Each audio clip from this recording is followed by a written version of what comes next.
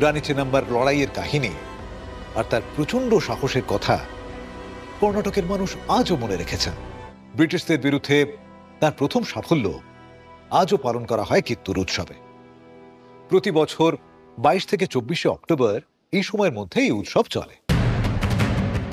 Bangalore national হাইওয়ের উপর দিয়ে আপনি যদি কখনো যান, তাহলে কিত্তুর প্যালেস ছাড়াও রানীর আমলের নানান স্থাপত্য, সেদিনকার উজ্জ্বল ইতিহাস আপনাকে মনে করিয়ে দেবেই। রাষ্ট্রীয় কবি রামধারী সিং দিনকর একবার বলেছিলেন, যারা বীর তাদের সর্বোচ্চ বীরত্ব দেখিয়ে বেড়াতে হয় না, তারা শুধুমাত্র তাদের কাজ করে যান, কারণ তারা জানেন একদিন ইতিহাস তাদের উত্তরাধিকার মনে রাখবে। जीवन उनका नहीं युधिष्ठिर जो उससे डरते हैं, वे उनका जो चरण रूप निर्भय होकर लड़ते हैं।